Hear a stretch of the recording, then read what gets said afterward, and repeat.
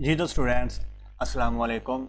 आज हम पढ़ने वाले हैं इलेक्ट्रोनेगेटिविटी का टॉपिक। और आपको बताया था कि ये केमिकल बॉन्डिंग से उठाकर एसएनपी ब्लॉक वाले चैप्टर में डाल दिया एमडी कैट वालों ने, पीएमडीसी ने जो सिलेबस नया बनाया। तो आपने उसी के मुताबिक, मैं अब वो जो पहले मैं केमिकल बॉन्डिंग के मुताबिक बना रहा था वीडियोस, तो अब उसमें ये टॉपिक थे तो मैंने इसलिए बनाना शुरू कर दी। तो अब इसके बाद मैं वही थ्योरीज केमिकल बॉन्डिंग की ही एक्सप्लेन करूँगा। ये हमारा पीरियोडिक प्रॉपर्टीज़ का लास्ट लेक्चर है। तो शुरू करते हैं। इलेक्ट्रोनेगेटिविटी होती क्या है उसको समझने के लिए हमने ये एक डायग्राम बना रखी है। आपने देखा होगा HCl, जिसमें H और Cl में एक बॉन्ड होता है।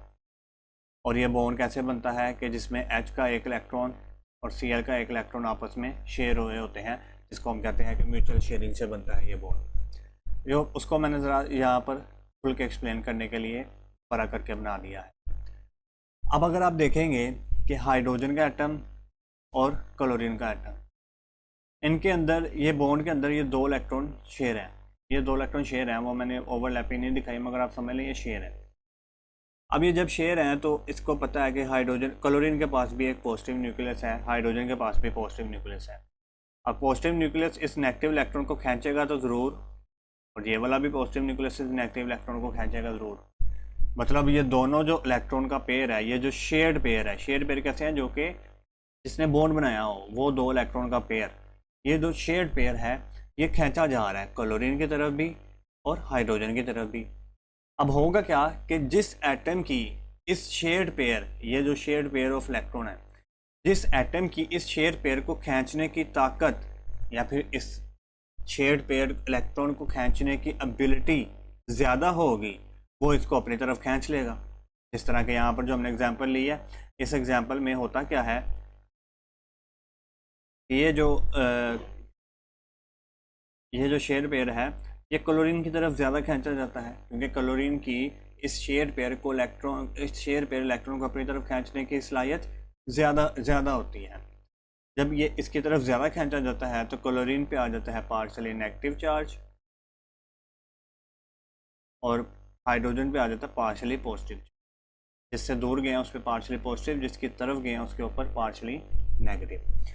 अब ये जो एबिलिटी होती है ना किसी भी एटम की, ये क्लोरीन एटम की कौन सी एबिलिटी थी, ये किसी भी एटम की वो वाली एबिलिटी है कि जिसमें ये एटम अपने शेयर्ड पेयर ऑफ इलेक्ट्रॉन को अपनी तरफ खींच सकता है।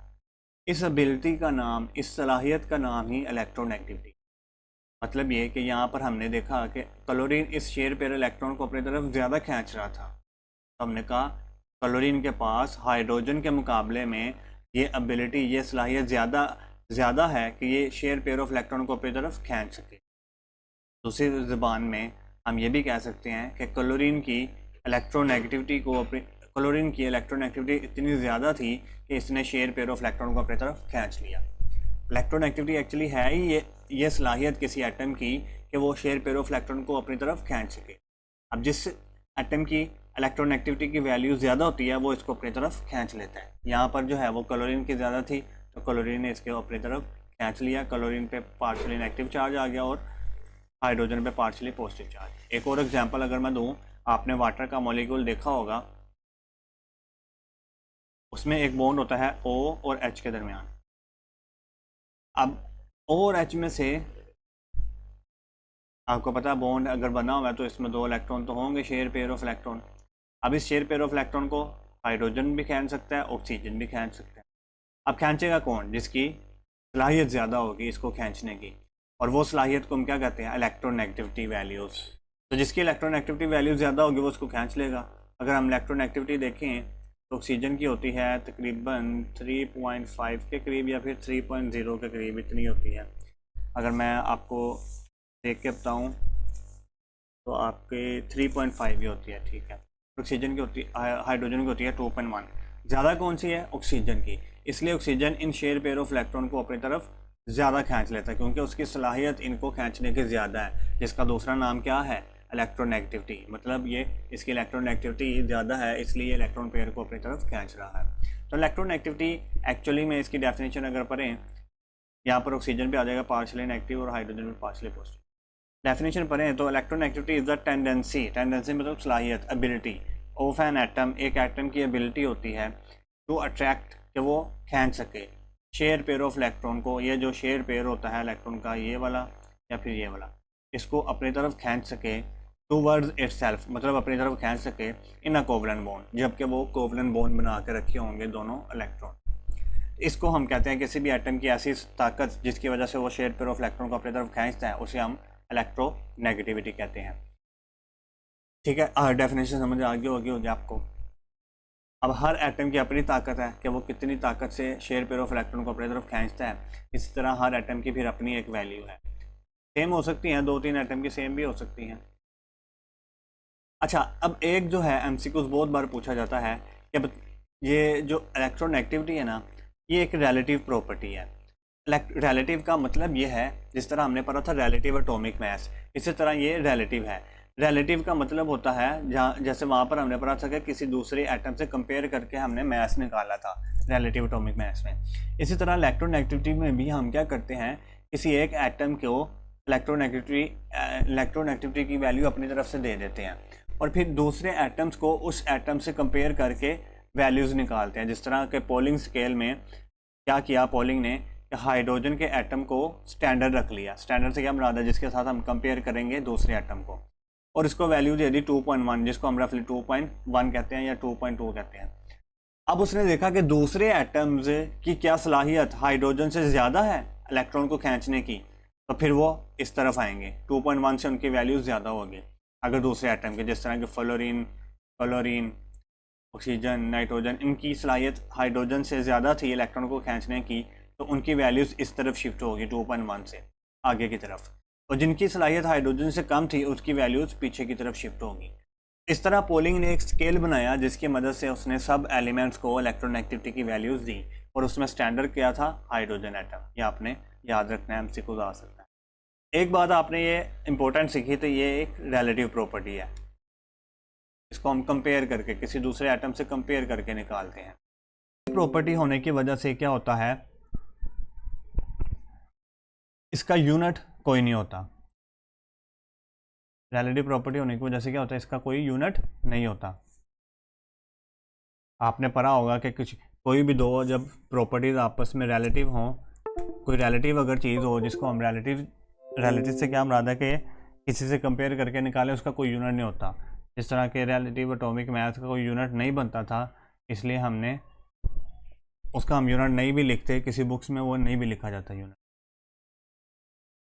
अब हम वो यूनिट्स को डिस्कस करने के बाद और हमने देखा डेफिनेशन इसकी, और अब हम देखते हैं कि कुछ बच्चों को कन्फ्यूजन होती है कि इलेक्ट्रॉन अफिनिटी और इलेक्ट्रोनेगेटिविटी, इन दोनों को कुछ बच्चे ना कन्फ्यूजन होती है कि ये दोनों टर्म्स आपस में रिलेट कहीं पर करती हैं। तो मैं उनकी ये कन्फ्यूजन दूर करता जाऊँ कि हम जो पढ़ते हैं इलेक्ट्रॉन अफिनिटी, उसमें हम ये पढ़ते हैं कि एक एटम है, अकेला एक एटम है, आइसोलेटेड एटम है, उस एटम के अंदर अब हमने इलेक्ट्रॉन ऐड करना है, मतलब उस एटम ने, आइसोलेटेड एटम ने इलेक्ट्रॉन को एक्सेप्ट किया है, और एक्सेप्ट करने के बाद जो एनर्जी रिलीज होती है वही एनर्जी होती है इलेक्ट्रॉन अफिनिटी। ठीक हो गया, यहाँ पर आपने आइसोलेटेड एटम पे ज़्यादा जोर देना है।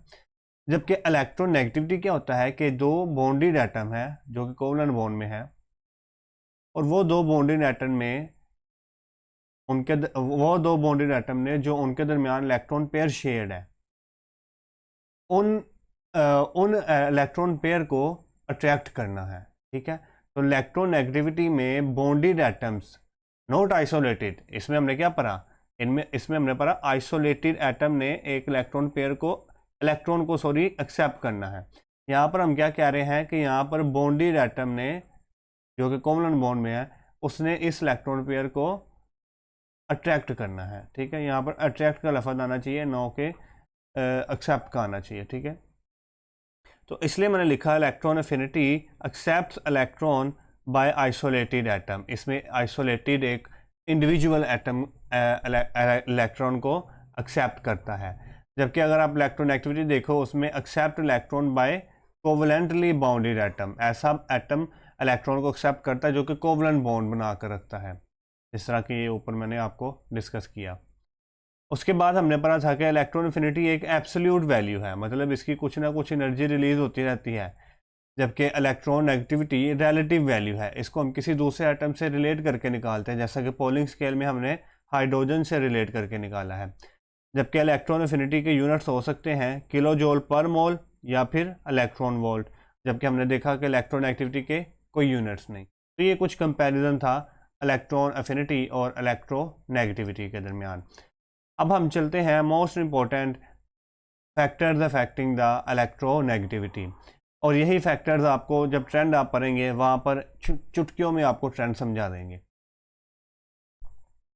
Okay, factors affecting electronegativity. Electronegativity का जो फैक्टर्स अफेक्ट करते हैं वो कौन से हैं? सबसे पहला है एटॉमिक रेडियस। मतलब ये कि अगर हम एक एटम ले लें बड़ा और एक ले लें स्मॉल, एक ऐसा एटम ले लें जिसका ये देखें लार्ज स्मॉल एटॉमिक रेडियस का लार्ज एटॉमिक रेडियस, और एक हमने ले लिया जिसका स्मॉल एटॉमिक रेडियस है।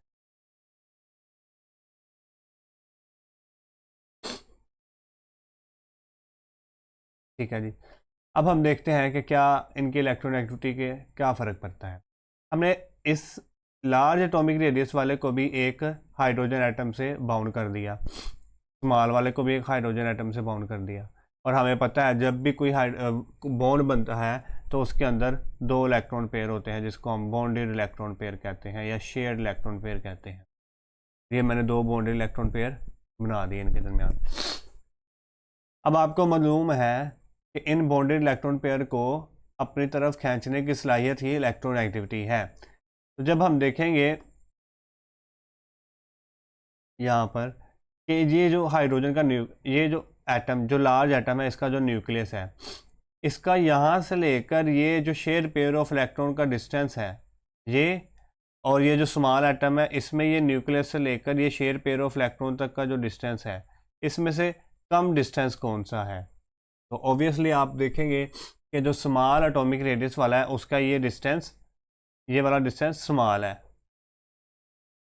और जब इसका अगर आप देखेंगे इसका ये डिस्टेंस ज़्यादा है, लार्ज है। तो आपको पता है कि जब इलेक्ट्रॉन पेयर न्यूक्लियस के पास पड़ा होगा तो ये फिर एटम इस न्यूक्लियस को ज़्यादा ये वाला एटम फिर इस इलेक्ट्रॉन पेयर को ज़्यादा खींच सकेगा, क्योंकि ये इलेक्ट्रॉन पेयर न्यूक्लियस के पास पड़े हुए हैं। जबकि इस इलेक्ट्रॉन पेयर की अगर हम बात करें जो कि लार्ज एटम के लार्ज एटॉमिक रेडियस वाले हैं, इसमें ये इलेक्ट्रॉन पेयर इस न्यूक्लियस से दूर पड़े हुए हैं, जिसकी वजह से ये वाला एटम इसको इलेक्ट्रॉन पेयर को अपनी तरफ ज़्यादा अट्रैक्ट नहीं कर पाएगा। जब ज़्यादा अट्रैक्शन नहीं हो रही, हम कह रहे हैं अट्रैक्शन क्या हो रही है, इसमें लेस हो रही है, अट्रैक्शन लेस हो रही है। जब अट्रैक्शन लेस हो रही है तो हम कह देंगे कि इसकी इलेक्ट्रोनेगेटिविटी भी क्या है, लेस। क्योंकि इलेक्ट्रोनेगेटिविटी किसका नाम है? इलेक्ट्रोनेगेटिविटी इसी का तो नाम है कि इस बॉन्डेड इलेक्ट्रॉन पेयर को अपनी तरफ अट्रैक्ट करे। जो ज़्यादा अट्रैक्ट कर रहा होगा उसकी इलेक्ट्रोनेगेटिविटी ज़्यादा होगी, जो कम कर रहा होगा उसकी इलेक्ट्रोनेगेटिविटी कम होगी। और यहाँ पर क्या हो रहा है, स्मॉल वाले में ये बॉन्डेड इलेक्ट्रॉन पेयर इसके ज़्यादा करीब है, तो यहाँ पर ज़्यादा अट्रैक्शन हो रही है न्यूक्लियस में। तो न्यूक्लियस और इलेक्ट्रॉन अट्रैक्शन मोर है यहाँ पर, ज़्यादा है, इसका मतलब इसकी इलेक्ट्रोनेगेटिविटी हाई है। अगर आप इन दोनों केसेस को देखें तो आपको एक बात तो समझ आ रही है कि जिसका लार्ज एटॉमिक रेडियस है, लार्ज एटॉमिक रेडियस वाले की इलेक्ट्रोनेगेटिविटी स्मॉल है, और जिसका स्मॉल एटॉमिक रेडियस है उसकी इलेक्ट्रोनेगेटिविटी हाई है। तो मतलब ये कि आपको इन्वर्स रिलेशन समझ आ रहा है इलेक्ट्रोनेगेटिविटी और एटॉमिक रेडियस में। तो इलेक्ट्रोनेगेटिविटी इज़ इन्वर्सली प्रोपोर्शनल है एटॉमिक रेडियस के। ये आपने रिलेशन याद रखना है। जब आप ट्रेंड की तरफ जाएंगे तो ट्रेंड में आप एटॉमिक रेडियस को देखते हुए इलेक्ट्रोनेगेटिविटी का ट्रेंड एक्सप्लेन कर पाएंगे। तो ये एक इम्पोर्टेंट बात आपने ज़रूर याद रखनी है।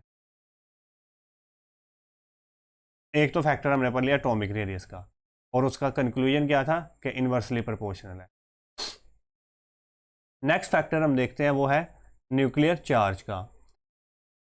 न्यूक्लियर चार्ज को आपको मुराद क्या है, आपसे मुराद है कि न्यूक्लियर चार्ज से मुराद नंबर ऑफ प्रोटॉन्स, मतलब न्यूक्लियस के अंदर कितने प्रोटॉन हैं। जितने ज़्यादा प्रोटॉन होंगे उस एटम का न्यूक्लियर चार्ज उतना ही ज़्यादा होगा। जिस तरह ये पहला एटम है, इसके प्रोटॉन 7 हैं और इसमें प्रोटॉन हम ले लेते हैं 9 है। 7 प्रोटॉन वाले के न्यूक्लियस में 7 ही प्रोटॉन होंगे, यहाँ पर होंगे 7 प्रोटॉन और यहाँ पर इसके न्यूक्लियस में 9 प्रोटॉन। अब आपको पता है 9 प्रोटॉन वाले का चार्ज ज़्यादा होगा क्योंकि उसमें 2 प्रोटॉन ज़्यादा है, तो इसका चार्ज ज़्यादा होगा। तो इसका लो न्यूक्लियर चार्ज है,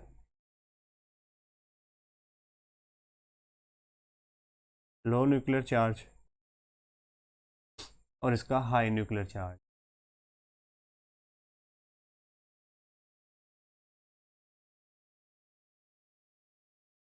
अब हम देखते हैं कि किसकी इलेक्ट्रोनेगेटिविटी ज़्यादा या किसकी कम होगी। हमने एक ले लिया, इसी हाई न्यूक्लियर चार्ज वाले से एक बॉन्ड बना दिया हाइड्रोजन का और एक लो न्यूक्लियर चार्ज वाले से बॉन्ड बना दिया हाइड्रोजन का। अब यहाँ पर देखिएगा, यहाँ पर वो साइज़ का कोई डिफरेंस नहीं है, दोनों एटम एक ही साइज़ के हैं। तो अब ये तो रोला नहीं होगा कि किसके न्यूक्लियस के करीब इलेक्ट्रॉन पेयर पड़े हुए हैं, ठीक है, क्योंकि साइज़ का डिफरेंस नहीं है जो कि हमने पीछे पढ़ा। वहाँ पर तो ये रोला था कि किसके न्यूक्लियस के करीब इलेक्ट्रॉन पेयर पड़े हुए हैं, मगर यहाँ पर नहीं है, ठीक है। बात ध्यान से सुननी है आपने। अब देखें तो ये इलेक्ट्रॉन पेयर इस न्यूक्लियस की तरफ अट्रैक्ट होंगे, ऑब्वियसली होंगी, मगर क्या इस न्यूक्लियस की, ये जो न्यूक्लियस है, इस वाले न्यूक्लियस में प्रोटॉन ज़्यादा है कि इस वाले में? जब इस वाले प्रोटॉन ज़्यादा है, इसमें लार्ज न्यूक्लियर चार्ज वाले में प्रोटॉन ज़्यादा है, प्रोटॉन ज़्यादा होने से मुराद कि इसके न्यूक्लियस के ऊपर प्लस का चार्ज ज़्यादा है। जब प्लस का चार्ज ज़्यादा है तो फिर ये वाले नेगेटिव इलेक्ट्रॉन को ये वाला न्यूक्लियस ज़्यादा अच्छे से खींचेगा बजाय कि इस न्यूक्लियस के, क्योंकि इस न्यूक्लियस में तो प्रोटॉन ही 7 है, कम है, और इसमें ज़्यादा है। तो हम कह सकते हैं कि इस हाई न्यूक्लियर चार्ज वाले में अट्रैक्शन बॉन्डेड इलेक्ट्रॉन की अट्रैक्शन हाई है और इसमें बॉन्डेड इलेक्ट्रॉन की अट्रैक्शन लेस है।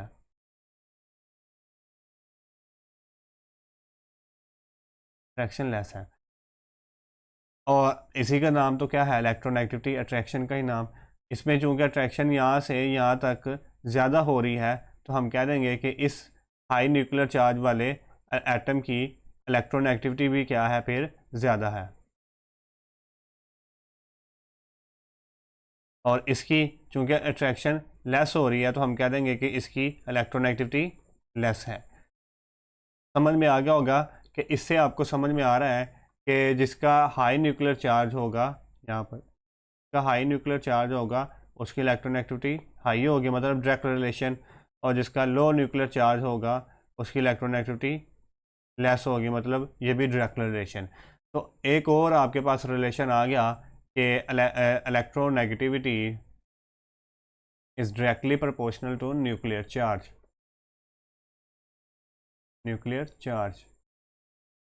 या फिर आप ये भी कह सकते हैं न्यूक्लियर चार्ज की जगह पर नंबर ऑफ प्रोटॉन्स, क्योंकि इसी को तो हम न्यूक्लियर चार्ज कहते हैं। और नंबर ऑफ प्रोटॉन्स के अलावा आप ये भी कह सकते हैं is directly proportional to atomic number, क्योंकि वही तो नंबर ऑफ प्रोटॉन होते हैं, एटॉमिक नंबर।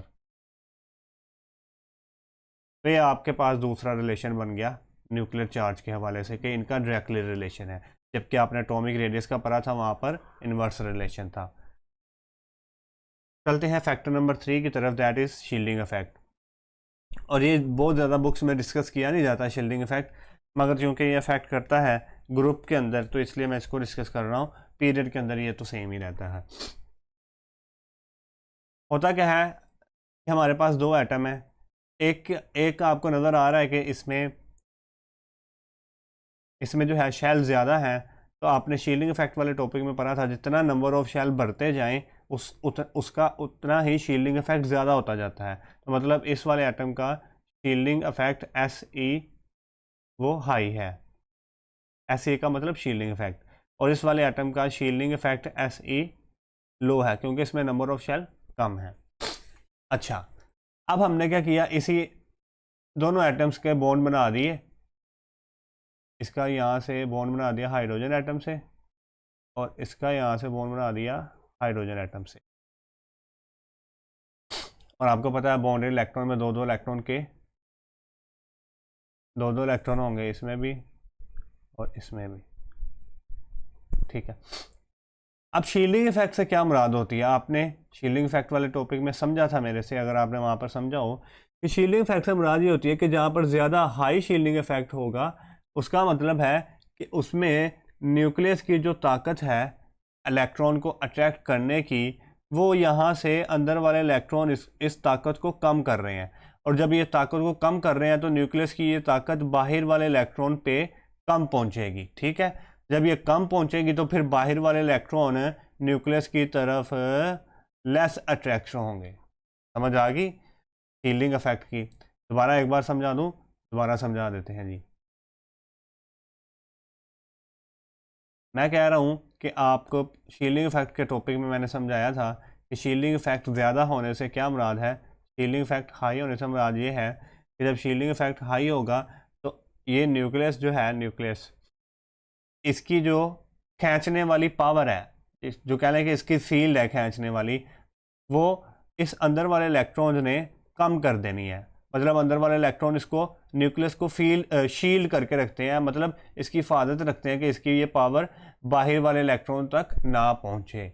जब नहीं पहुंचेगी तो फिर बाहर वाले इलेक्ट्रॉन को न्यूक्लियस ज़्यादा अच्छे से नहीं खींच पाएगा, मतलब लेस अट्रैक्शन होगी। तो हम लिख देते हैं हाई शील्डिंग चार्ज में लेस अट्रैक्शन होती है न्यूक्लियस की और बॉन्डेड इलेक्ट्रॉन की क्या होती है, लेस अट्रैक्शन। और जब लेस अट्रैक्शन होगी तो हमने पढ़ा है फिर उसकी इलेक्ट्रॉन एक्टिविटी भी क्या होगी, लेस, क्योंकि यही तो इलेक्ट्रॉन एक्टिविटी होती है। न्यूक्लियस और बॉन्डेड इलेक्ट्रॉन के अट्रैक्शन की वजह से तो इलेक्ट्रॉन एक्टिविटी डिफाइन हुई है। आगे शील्डिंग इफेक्ट लो होने से क्या मुराद है कि शील्डिंग इफेक्ट लो होने से मुराद ये है कि अब ये न्यूक्लियस की जो ताकत है वो बाहर वाले इलेक्ट्रॉन तक पहुंच सकती है। जब पहुंच सकती है तो फिर ये इलेक्ट्रॉन ज़्यादा न्यूक्लियस की तरफ अट्रैक्ट होंगे, मोर अट्रैक्ट होंगे, ठीक है। और तो इसमें क्या हो जाएगा फिर, अट्रैक्शन मोर होगी इसमें। जब अट्रैक्शन ज़्यादा होगी तो फिर हमने कहा दिया इसकी इलेक्ट्रॉन एक्टिविटी भी मोर होगी।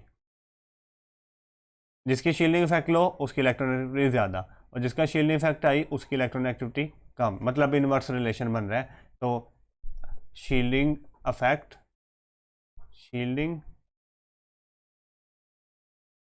Effect is inversely proportional to electronegativity. ये आपने तीसरा रिलेशन याद रख लेना है, इलेक्ट्रोनेगेटिविटी और शील्डिंग इफेक्ट का। आई थिंक हमारे 3 फैक्टर हो गए हैं। इसके बाद हमारा चौथा फैक्टर है, दैट इज़ मोस्ट इंपॉर्टेंट है। ये ज़्यादातर फैक्टर जो है वो पूछा जाता है, मतलब आपको आगे काम भी आएगा ऑर्गेनिक में भी, और जब आप बॉन्ड एनर्जी वगैरह या पढ़ेंगे। दैट इज़ हाइब्रिडाइजेशन, या फिर इससे हम ये भी मुराद ले सकते हैं कि जिसके ऊपर इलेक्ट्रॉन एक्टिविटी डिपेंड करती है, वो है परसेंटेज एज करैक्टर। बच्चों एक जो है रिलेशन आप डायरेक्टली याद रख लें कि जो परसेंटेज एज करैक्टर है, इसका परसेंटेज एज करैक्टर का ये डायरेक्टली प्रोपोर्शनल है इलेक्ट्रॉन एक्टिविटी के। मतलब अगर कोई एटम की हाइब्रिडाइजेशन इस तरह की है कि उसमें परसेंटेज एज करैक्टर ज़्यादा है, तो फिर उसकी इलेक्ट्रॉन एक्टिविटी भी क्या होगी, हाई होगी, ठीक है बच्चों। अगर किसी एटम की ऐसी उसकी हाइब्रिडाइजेशन है कि उसमें परसेंटेज एज करैक्टर ज़्यादा है, तो उसकी इलेक्ट्रॉन एक्टिविटी भी ज़्यादा होगी। अगर हम देखें तो हमारे पास हाइब्रिडाइजेशन जो होती हैं वो तकरीबन इस तरह की, हमने जो जनरल हमने पढ़ी है वो यही है, sp2 और sp3। अगर sp में देखें तो एक s है और एक p है। मुराद ये कि 50% इसमें s करैक्टर होगा, 50% p होगा। अगर आप sp2 में देखें तो इसमें s करैक्टर कितना होगा, 33.3%। अगर sp3 में देखें तो वहाँ पर 25%। इस ट्रेंड के मुताबिक अगर s करैक्टर ज़्यादा हुआ तो इलेक्ट्रॉन एक्टिविटी भी ज़्यादा होगी। सबसे ज़्यादा s करैक्टर s में है, sp में है, तो इसकी ऐसा एटम जिसकी हाइब्रिडाइजेशन sp होगी उसकी इलेक्ट्रॉन एक्टिविटी ज़्यादा होगी। उसके बाद फिर sp2 की ज़्यादा होगी और सबसे कम sp3 की होगी, क्योंकि sp3 में परसेंटेज एस करैक्टर सबसे कम है, sp में 50 है sp2 में 33.5 है और sp में 25% है। अगर इसकी एग्जांपल लेकर देखूं तो आपके पास ये एक अल्काइन है, अल्कीन है और अल्केन है। इसमें अगर आप देखें तो इसमें है sp हाइब्रिडाइजेशन, दैट इज इसमें 50% एस करेक्टर है, 50% एस करेक्टर है। अगर इसकी देखें तो इस ये डबल बॉन्ड वाला इसकी हाइब्रिडाइजेशन होती है sp2, तो इसमें 33.3% एस करेक्टर है। और ये है सिंगल बॉन्ड वाला, इसकी हाइब्रिडाइजेशन होती है sp3 और इसमें 25% एस करेक्टर है। अगर देखें तो ये sp वाले का एस करेक्टर ज़्यादा है तो इसकी हाइब्रिडाइजेशन ज़्यादा होगी, और सॉरी इसकी इलेक्ट्रॉन एक्टिविटी ज़्यादा होगी, और इसकी उससे ज़्यादा होगी, और इसकी सबसे कम sp3 वाले की होगी। मतलब ये कि इस कार्बन की इलेक्ट्रॉन एक्टिविटी सबसे ज़्यादा, उससे कम फिर इसकी, और फिर सबसे कम इसकी। यही रीज़न है कि हम अल्काइंस को कहते हैं कि ये एसिडिक है। ये हम जाकर पढ़ेंगे ऑर्गेनिक केमिस्ट्री के लेक्चर में, ठीक है, कि अल्काइन क्यों एसिडिक होते हैं, क्योंकि वो इलेक्ट्रोनेगेटिव, उनकी इलेक्ट्रोनेगेटिविटी क्या होती है, ज़्यादा होती है। अल्काइन के केस में जो कार्बन होता है उनकी इलेक्ट्रोनेगेटिविटी ज़्यादा होती है, ठीक है। तो अगर यहाँ पर मैं लिखूँ तो अल्काइन कार्बन की इलेक्ट्रोनेगेटिविटी ज़्यादा होती है अल्कीन कार्बन से, और सबसे कम होती है अल्केन कार्बन की। और यही रीज़न है कि ये क्या है, इलेक्ट्रोनेगेटिविटी ऑर्डर। यही रीज़न है कि अल्काइन का जो कार्बन है उसे हम कहते हैं ये एसिडिक इन नेचर है, अल्काइंस आर एसिडिक नेचर, ठीक है। अब चलते हैं हमारे पास पांचवें फैक्टर की तरफ, that is oxidation state. Oxidation state क्या होती है, आपको पता ही है कि जब कोई एटम या फिर कोई मेटल अपने इलेक्ट्रॉन लूज कर देती है, इलेक्ट्रॉन लूज करने के बाद वो ऑक्सीडाइज हो जाती है, और इलेक्ट्रॉन लूज करने के बाद उसके ऊपर एक फॉर्मल चार्ज आ जाता है जिसको हम कहते हैं ऑक्सीडेशन स्टेट। अब ऑक्सीडेशन स्टेट यहाँ पे मैं लिख देता हूँ, oxidation state OS directly proportional होती है इलेक्ट्रोनेगेटिविटी की। जिसकी ऑक्सीडेशन स्टेट ज़्यादा हुई उसकी इलेक्ट्रोनेगेटिविटी भी ज़्यादा होगी। क्या मुराद है ऑक्सीडेशन स्टेट ज़्यादा होने से, हमारे पास दो एटम है Fe2+ और Fe3+।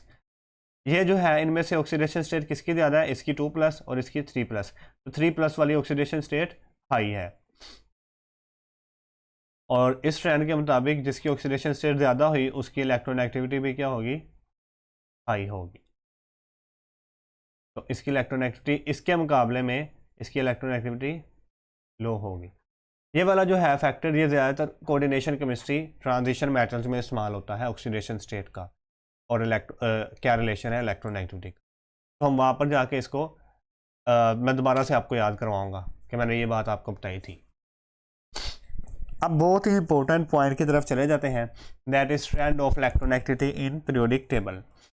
और ये जो ट्रेंड है इसको समझाने में मुझे अगर देर नहीं लगेगी अगर आपने ये सारे फैक्टर्स को अच्छे से समझा हुआ है। तो एक बार मैं सारे फैक्टर्स को रिवाइज कर दूं यहाँ पर, ताकि आपको फैक्टर्स को रिवाइज करने के साथ आपको ये सारी समराइज भी हो जाए फैक्टर्स को। यहाँ पर हमने पढ़ा कि इलेक्ट्रोनेगेटिविटी ये सबसे पहले हमने पढ़ा पहला फैक्टर कि ये इन्वर्सली प्रोपोर्शनल है किसके, एटॉमिक रेडियस के। फिर हमने पढ़ा कि ये डायरेक्टली प्रोपोर्शनल है किसके, न्यूक्लियर चार्ज के। और इसके हमने दो और नाम रखे थे, एटॉमिक नंबर या फिर नंबर ऑफ प्रोटॉन। फिर हमने पढ़ा कि ये इलेक्ट्रोनेगेटिविटी इन्वर्सली प्रोपोर्शनल है किसके, शील्डिंग इफेक्ट के।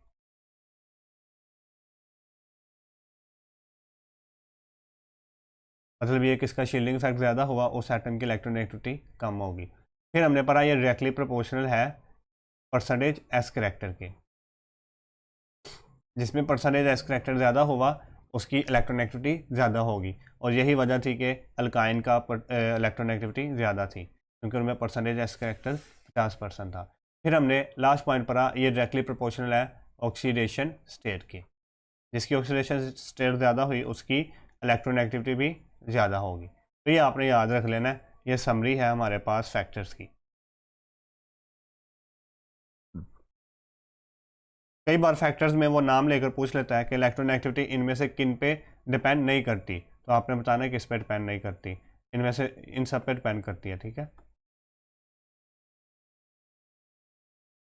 अब हम चलते हैं पीरियोडिक ट्रेंड की तरफ, और उसमें आपको ये सारे रिलेशन जो है बहुत ही काम देंगे पीरियोडिक ट्रेंड्स में, ठीक है। चलते हैं।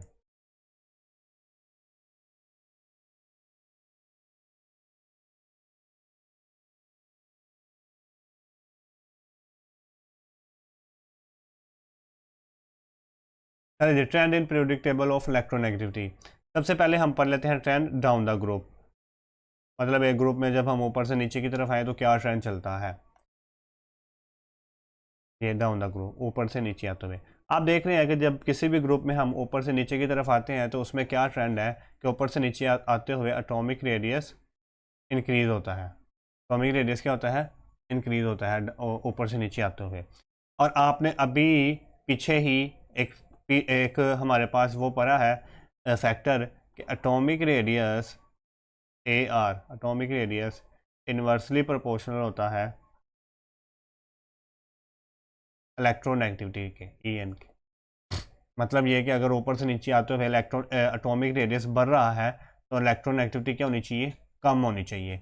इसलिए जो है हम कहते हैं कि डाउन द ग्रुप आते हुए इलेक्ट्रोनेगेटिविटी डिक्रीज होती है, मतलब कम होती है डाउन द ग्रुप आते हुए।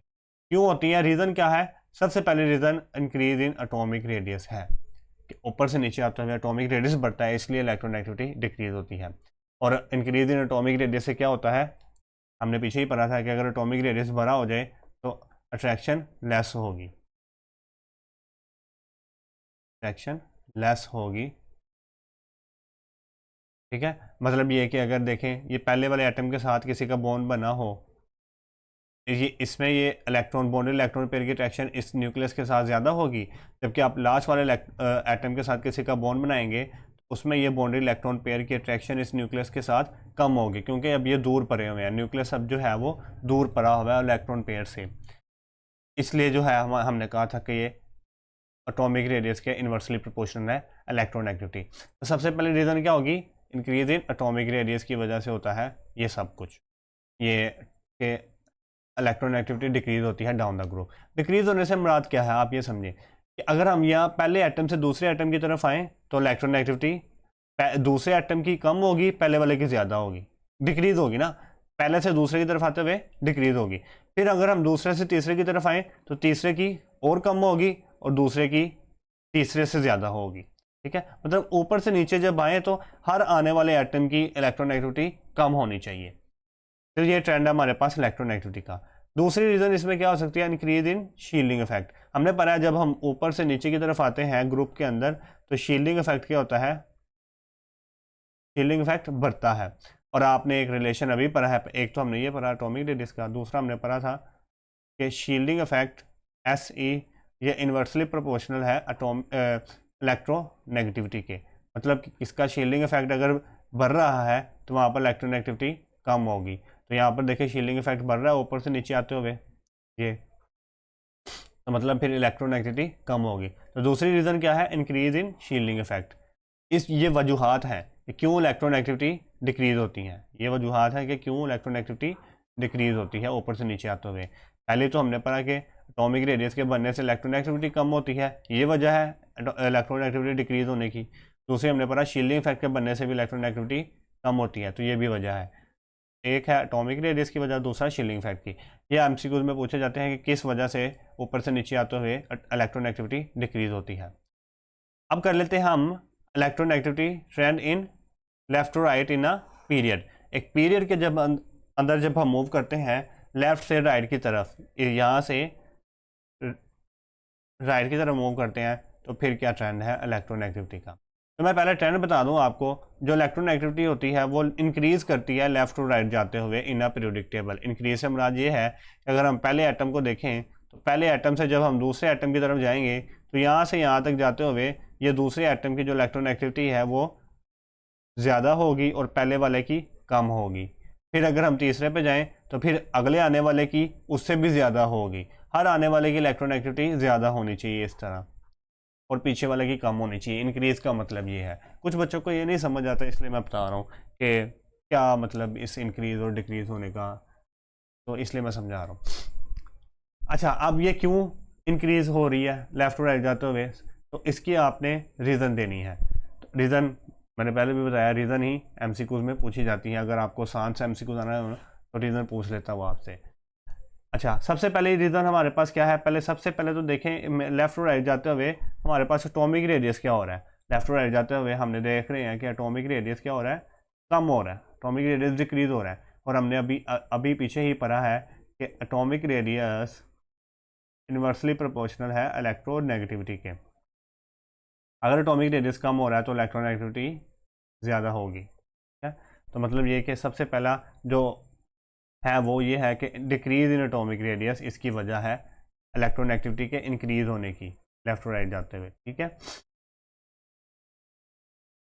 अच्छा, उसके बाद जो दूसरी वजह अगर हम देखें तो हम पढ़ते हैं कि लेफ़्ट टू राइट जब हम मूव करते हैं यहाँ से इस तरफ, लेफ़्ट टू राइट जब हम मूव करते हैं तो हम पढ़ते हैं कि जो एटॉमिक नंबर जो फिर जो न्यूक्लियर चार्ज है,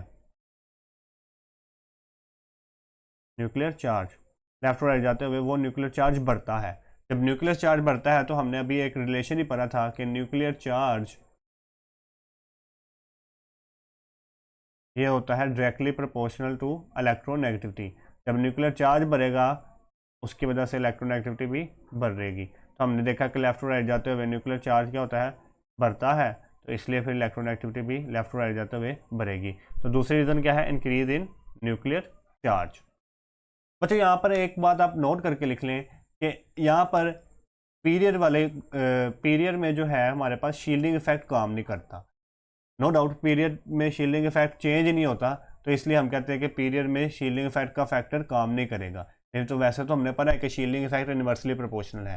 तो यहाँ पर पीरियड में शील्डिंग इफेक्ट जो है वो एस ई वो रिमेन सेम होता है। तो इसके ऊपर इलेक्ट्रोनेगेटिविटी पीरियड में डिपेंड नहीं करती, ग्रुप में डिपेंड करती है। एक ये बात याद रख लें पीरियड में, जबकि आप ग्रुप में ये बात याद रख लें कि हमने रीज़न में दो चीज़ें लिखी हैं।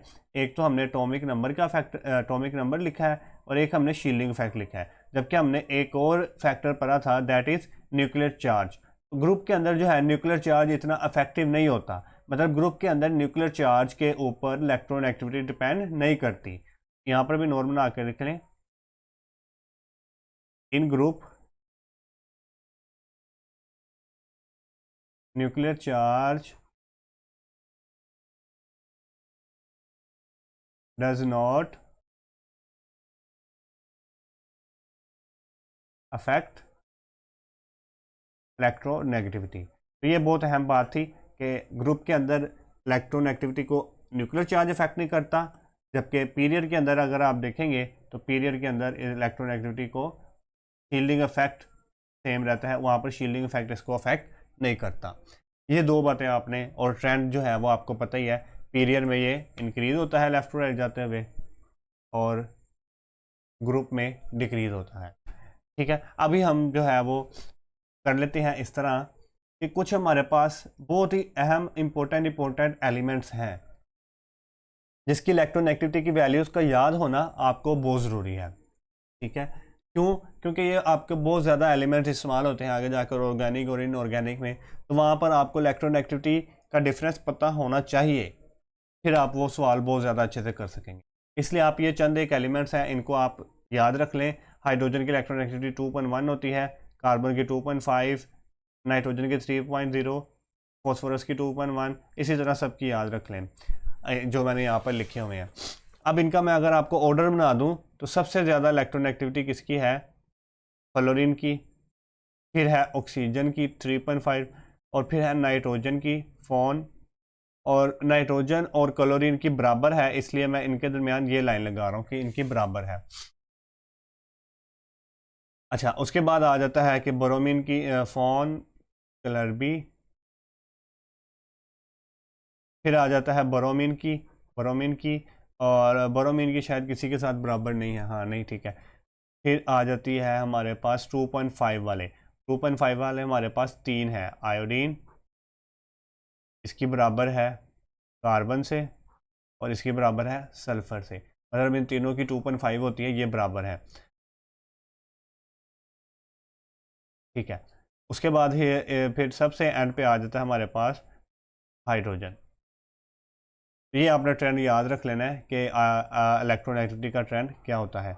सबसे ज़्यादा फ्लोरीन और ऑक्सीजन और नाइट्रोजन की होती है। और ये एमसीक्यूज भी आता है कि सबसे ज़्यादा इलेक्ट्रॉन अफिनिटी किसकी होती है, तो वो कौन सी है, फ्लोरीन। फ्लोरीन की इलेक्ट्रॉन अफिनिटी सबसे हाईएस्ट होती है। जबकि इलेक्ट्रॉन नेगेटिविटी, सॉरी, फ्लोरीन की इलेक्ट्रॉन नेगेटिविटी सबसे हाईएस्ट होती है, हाईएस्ट इलेक्ट्रॉन नेगेटिविटी। जबकि आप इलेक्ट्रॉन अफिनिटी की बात करें, इलेक्ट्रॉन अफिनिटी की, तो वो होती है क्लोरीन की हाईएस्ट।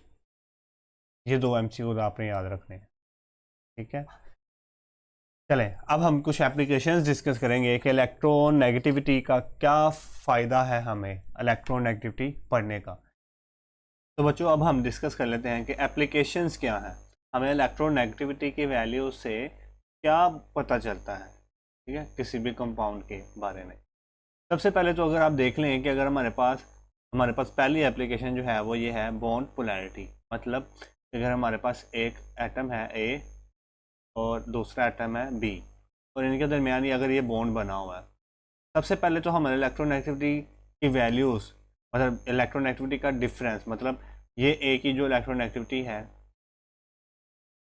इसको अगर हम इसकी इलेक्ट्रोनेगेटिविटी से माइनस करें, मतलब डिफरेंस इन इलेक्ट्रोनेगेटिविटी लें, वो जो डिफरेंस इन इलेक्ट्रोनेगेटिविटी आता है वो हमें बताता है कि ये वाला जो बॉन्ड है, ये बॉन्ड आया कि ये पोलर कोवलेंट बॉन्ड होगा या फिर आया कि ये नॉन पोलर कोवलेंट बॉन्ड होगा या फिर ये आयोनिक बॉन्ड होगा। तो सबसे पहला जो हमें इलेक्ट्रोनेगेटिविटी का डिफरेंस क्या बताता है, बॉन्ड की पोलैरिटी के बारे में, कि वो इन तीनों में से कौन सा बॉन्ड होगा। तो देख लेते हैं कब कौन सा बॉन्ड होगा।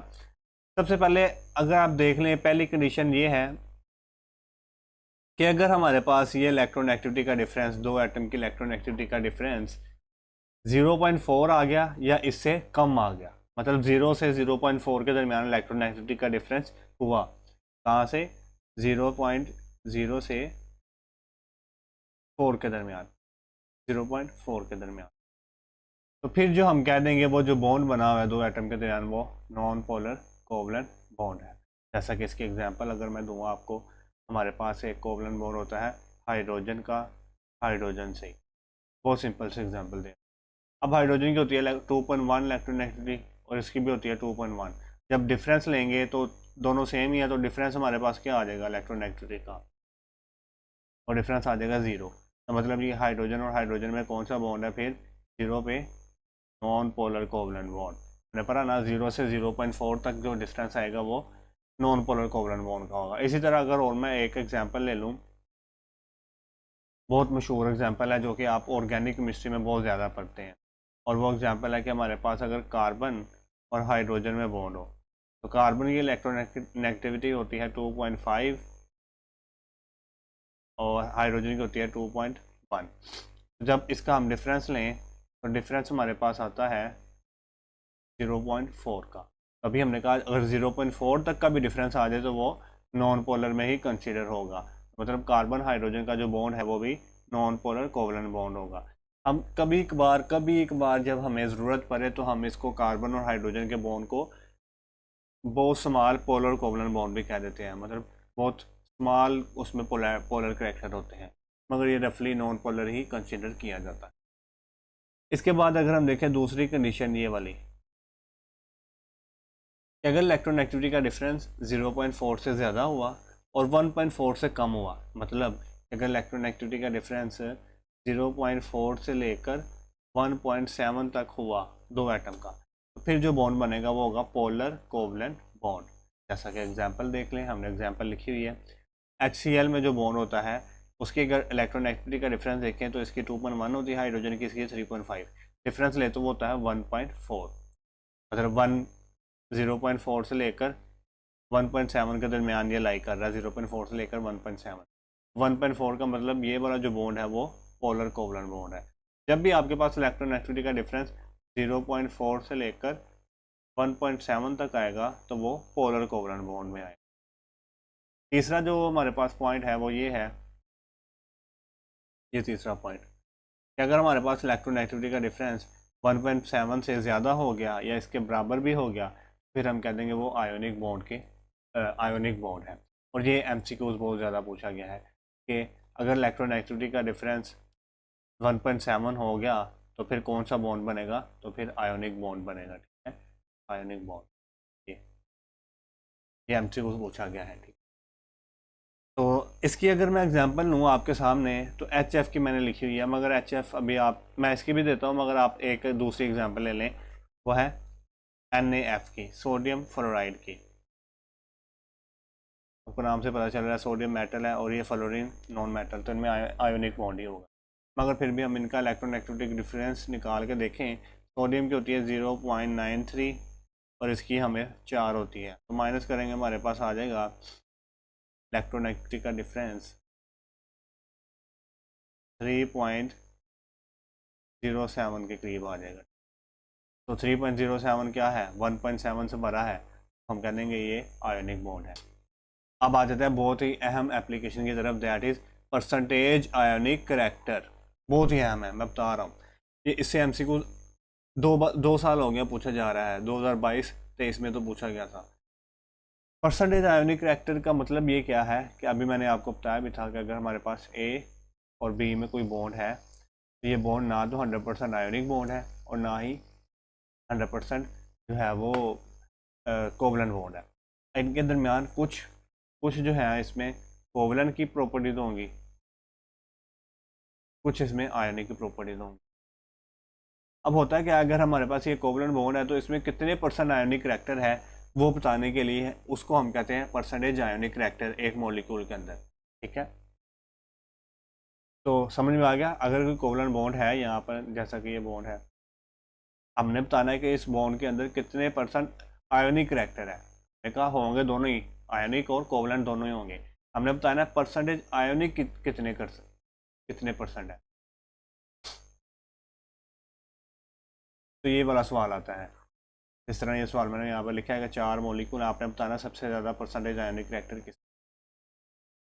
सबसे पहले देख लेते हैं जो इलेक्ट्रोनेगेटिविटी का डिफरेंस है, ये डायरेक्टली प्रोपोर्शनल है परसेंटेज आयोनिक रिएक्टर के। मतलब कि किनके जिन दो एटम का इलेक्ट्रोनेगेटिविटी का डिफरेंस ज़्यादा होगा उनका परसेंटेज आयोनिक रिएक्टर भी ज़्यादा होगा। ठीक है, अब ये जो बात है ना कि हम सबसे पहले परसेंटेज आयोनिक रिएक्टर निकालने के लिए डिफरेंस निकालें इलेक्ट्रोनेगेटिविटी का, ये बच्चों को बहुत मुश्किल लगती है, क्योंकि अगर ये सवाल में देखें तो इसमें हमें के एफ का डिफरेंस निकालने के लिए के की भी इलेक्ट्रोनेगेटिविटी पता होनी चाहिए, एफ की भी पता होनी चाहिए। चलो एफ की तो हमें पता ही है, हमने याद कर ली पीछे 4 होती है। के की कितनी होगी हमें नहीं पता, एन ए की कितनी होगी हमें नहीं पता, एम जी की कितनी होगी नहीं पता, एच की कितनी होगी चलो हमें पता है, मगर बहुत ज़्यादा की हमें नहीं पता। तो हम क्या करते हैं कि ये इलेक्ट्रोनेगेटिविटी का जो डिफरेंस है इसको निकालने के बजाय बताता तो ये भी है, ये भी बताएगा परसेंटेज आयोनिक रिएक्टर कितना है, मगर हम क्या करते हैं हमारे पास एक ना बहुत ही शॉर्टकट तरीका है, और ये बहुत अहम बात बता रहा हूँ मैं आपको। शॉर्टकट ये है कि जब आपने देखना है कि आयोनिक करैक्टर हाईएस्ट देखना है, आपने आयोनिक करैक्टर देखना है कि हाईएस्ट किसका होगा, आपने देखना है कि जो मेटल है, मेटल मतलब जो पॉजिटिव चार्ज वाली मेटल है वो लार्जेस्ट हो। आयोनिक रिएक्टर आपने क्या देखना है, हाईएस्ट, ये बात याद रखिए, आयोनिक रिएक्टर हाईएस्ट किसका होगा। अगर ये देख रहे हैं तो हाईएस्ट किसका होगा, वो उसका होगा जिसमें मेटल लार्जेस्ट हो, और दूसरी बात जिसमें मेटल लार्जेस्ट हो और नॉन मेटल जिसमें लार्जेस्ट, नॉन मेटल जिसमें हो स्मॉलेस्ट। ये दो बातें आपने देखनी है जब भी आपने परसेंटेज आयोनिक रिएक्टर लार्जेस्ट देखना है, हाईएस्ट परसेंटेज आयोनिक रिएक्टर देखना है कि हाईएस्ट किसका होगा। तो ये दो बातें आपने देखनी, जिस तरह के हमारे पास ये जो सवाल है इसमें यही पूछा गया कि हाईएस्ट परसेंटेज आयोनिक रिएक्टर किसका होगा, के एफ का, NaCl, MgO या फिर HOH। इसमें देखें तो पॉजिटिव हमारे पास है के, मेटल है हमारे पास के, बी में मेटल है सोडियम, सी में है Mg और डी में है H। अगर इनमें अगर देखें तो हमें हाईएस्ट निकालने के लिए हम मेटल कौन सी चाहिए, मेटल लार्जेस्ट चाहिए। देखिए इनमें सबसे ज़्यादा लार्जेस्ट साइज़ किसका होगा, क्योंकि हम देखते हैं कि जो सोडियम है इसके नीचे वाले पीरियड में पोटाशियम होता है और मैग्नीशियम सोडियम के साथ होता है और हाइड्रोजन तो होता ही ऊपर है। तो इसमें क्या होगा, ऊपर से नीचे आते हुए पोटाशियम का साइज सबसे बड़ा होता है, तो पोटाशियम का साइज सबसे बड़ा हमें मिल गया, ए में मेटल सबसे बड़ी है। और अगर देखें नॉन मेटल सबसे छोटी किसमें है, तो वो होगी नॉन मेटल सबसे छोटी। नॉन मेटल हमारे पास कौन कौन सी है, फ्लोरीन है और ऑक्सीजन है। तो फ्लोरीन सबसे छोटी होती है, इसलिए ये यही ऑप्शन हमारे पास होगी कि इसमें सबसे ज़्यादा परसेंटेज आयोनिक करैक्टर है। ओके हो गया जी। नेक्स्ट जो हमारे पास एप्लीकेशन है वो है बॉन्ड स्ट्रेंथ की। बॉन्ड स्ट्रेंथ से मुराद क्या होती है, बॉन्ड बॉन्ड की ताकत, बॉन्ड कितना ज़्यादा स्ट्रॉन्ग है, ठीक है। तो ये भी हमें इलेक्ट्रोनेगेटिविटी का डिफरेंस बताता है। इलेक्ट्रोनेगेटिविटी का डिफरेंस डायरेक्टली प्रोपोर्शनल है बॉन्ड स्ट्रेंथ। जिसमें इलेक्ट्रोनेगेटिविटी का डिफरेंस ज़्यादा होगा उनकी बॉन्ड स्ट्रेंथ ज़्यादा होगी। इस तरह के देखें HF, HI, HBr, HI में क्या इनमें से ज़्यादा स्ट्रॉन्ग बॉन्ड कौन सा होगा, हमें इनकी इलेक्ट्रोनेगेटिविटी के डिफरेंस से पता चलेगा। 2.1 -4 तो हमारे पास आ जाएगा 1.9, इसका आ जाएगा 1.4, इसका आएगा 0.7, 0.4। सबसे ज़्यादा HF का इलेक्ट्रोनेगेटिविटी डिफरेंस है, इसका बॉन्ड सबसे ज़्यादा स्ट्रॉन्ग होगा, फिर HCl का, फिर HBr का और फिर HI का।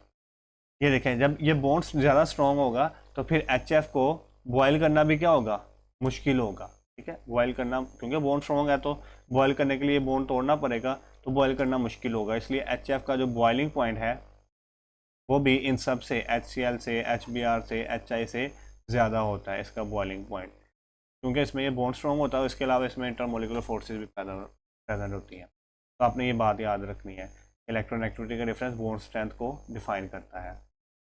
और उस बॉन्ड स्ट्रेंथ से आगे कुछ बहुत ज़्यादा प्रॉपर्टीज भी डिफाइन होती हैं बॉइलिंग पॉइंट वगैरह की। आगे एसिडिक स्ट्रेंथ इलेक्ट्रोनेगेटिविटी का डिफरेंस इन्वर्सली प्रोपोर्शनल है एसिडिक स्ट्रेंथ का। मतलब ये देखें हमारे पास HI है और HF है। HI का जब हमने डिफरेंस लिया इलेक्ट्रोनेगेटिविटी का, वो हमारे पास आया 0.4, और जब इसका डिफरेंस लिया तो वो हमारे पास आया 1.9। तो देखिए इलेक्ट्रोनेगेटिविटी का डिफरेंस किसका ज़्यादा है, इसका जब ज़्यादा है तो हमने यहाँ पर कहा अगर हमारे पास इलेक्ट्रोनेगेटिविटी का डिफरेंस ज़्यादा आ जाए तो एसिडिक स्ट्रेंथ उसकी क्या होगी, कम। मतलब HF जो है वो कम एसिडिक है, तो ये क्या हो जाएगा, लेस एसिडिक।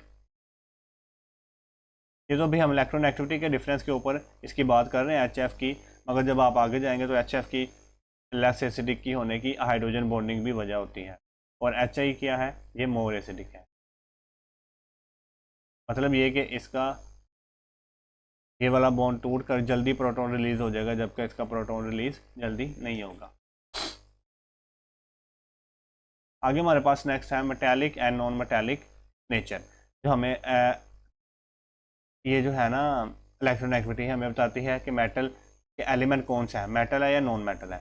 अगर तो हमें हमारे पास इलेक्ट्रोनेगेटिविटी की वैल्यू किसी एलिमेंट की लो हुई, जिस तरह कि हमने पीछे पढ़ा था सोडियम की इलेक्ट्रोनेगेटिविटी होती है 0.78, तो ये लो है, तो उसको हम कह देंगे कि वो मेटल प्रॉपर्टी रखता है, जिसकी लो इलेक्ट्रोनेगेटिविटी वैल्यू हो। और जिसकी हाई हो, जिस तरह हमने फ्लोरीन की पढ़ी है, फ्लोरीन की पढ़ी है, क्लोरीन की पढ़ी है, ऑक्सीजन की, नाइट्रोजन की, तो ये सारे जिनकी हाई हो उसकी होती है वो नॉन मेटल होते हैं। इसकी 4, 3.5, क्लोरीन की है 3.5, तो इस तरह सब की जो ज़्यादा होती है वो नॉन मेटल होते हैं। तो ये आपने याद रखनी है, मेटालिक और नॉन मेटालिक नेचर के बारे में बताता है। इसी के ऊपर एक सवाल मैं लिख के लाया हूँ आपके साथ, जो कि बहुत अच्छा सवाल है। कह रहा है एक एटम एलिमेंट है जो कि X है और उसकी इलेक्ट्रोनेगेटिविटी हमारे पास है 1.31, और एक और एलिमेंट है जो कि Y है और उसकी इलेक्ट्रोनेगेटिविटी की वैल्यू है 3.5। Then what type of covalent bond is found between them. एक हमारे पास X है जिसकी इलेक्ट्रोनेगेटिविटी की वैल्यू है हमारे पास 1.31, और एक हमारे पास Y है जिसकी इलेक्ट्रोनेगेटिविटी की वैल्यू है 3.5। आपको पता है इसकी वैल्यू कम है, तो वैल्यू जिसकी इलेक्ट्रोनेगेटिविटी कम हो वो क्या होता है, मेटल। तो ये क्या है, मेटल। और जिसकी इलेक्ट्रोनेगेटिविटी की वैल्यू ज़्यादा हो वो क्या होता है, नॉन मेटल। अब वो पूछ रहा है कि ये एक्स और वाई के दरमियान अगर कोई बॉन्ड बन जाए तो वो कौन सा होगा। आपको पता है मेटल और नॉन मेटल के दरमियान जो यूजुअली बॉन्ड बनता है वो कौन सा बनता है, ionic. Metal bond non metal, ये कौन सा होता है, यूजली ये आयोनिक होता है, इसलिए हमारे पास आंसर हो जाएगा ionic. Last but not the least, हम इसकी बहुत ज़्यादा प्रॉपर्टीज़, अगर इलेक्ट्रोनेगेटिविटी की डिफरेंट प्रॉपर्टीज़ की बात करते जाएंगे तो ये बहुत ज़्यादा है, हम सारी की यहाँ पर बात नहीं कर सकते, मैंने कुछ इंपॉर्टेंट आपके सामने रख दी है। और लास्ट है मेल्टिंग पॉइंट और बॉइलिंग सोलिबिलिटी। जिस तरह आपको पता है कि हमारे पास जो CH3OH, इसका ये OH बॉन्ड पोलर होता है, तो जो पोलर चीज़ें होती हैं वो वाटर में सोलबल होती हैं, वाटर सोलबल क्यों होती हैं, क्योंकि इनमें ये पोलैरिटी इलेक्ट्रोनेगेटिविटी डिफरेंस की वजह से ही तो वो हमें वाटर में सोलबल होती हैं पोलर चीज़ें। ये लाइक डिसोल्व लाइक रूल के मुताबिक पोलर चीज़ें पोलर में सोलबल होंगी, जबकि ये वाटर में, जबकि ये दूसरे ईथर में इनसोलबल होगी या हेक्सेन में इनसोलबल होगी, हेक्सेन में इनसोलबल। ये हमें किसने बताया, इलेक्ट्रोनेगेटिविटी ने, कि ये पोलर है, और उससे हमें पता चला कि ये पोलर वाटर में सोलबल होगा, और उससे हमें पता चला कि ये इनसोलबल होगा ईथर और बेंजीन में। जबकि आप एक और एग्जांपल देखें, NaCl, NaCl तो हमें पता है ये आयोनिक है, तो ये किस में सोलबल होगा, ये वाटर में सोलबल होगा, क्योंकि इसमें पोलैरिटी बहुत ज़्यादा आयोनिक, तो ये वाटर में सोलबल होगा। लाइक डिजोल्व लाइक के मुताबिक पोलर पोलर में डिजोल्व होंगी, और ये इनसोलबल होगा किसमें, हेक्सेन में। तो ये सोलबिलिटी की अगर बात करें, और बॉइलिंग पॉइंट की बात आप, मैंने पहले ही आपसे की थी, HF का बॉइलिंग पॉइंट HF का जो बॉइलिंग पॉइंट है वो ज़्यादा होता है HCl से, और वो HBr से, और फिर वो HI से। और उसकी बात हमने की थी क्योंकि इसमें इलेक्ट्रोनेगेटिविटी का डिफरेंस ज़्यादा होता है, और इसमें बॉन्ड स्ट्रेंथ भी फिर HF की ज़्यादा होती है। तो ये आप मेल्टिंग और बॉइलिंग पॉइंट को भी इससे एक्सप्लेन कर सकते हैं। ये किसका ऑर्डर है, बॉइलिंग पॉइंट ऑर्डर। ठीक है जी स्टूडेंट्स, तो इतना ही आज हम इसके बारे में पढ़ेंगे, इलेक्ट्रोनेगेटिविटी के बारे में। वीडियो अच्छी लगी तो लाइक शेयर और सब्सक्राइब ज़रूर कीजिएगा, और कल तक के लिए अल्लाह हाफ़िज़।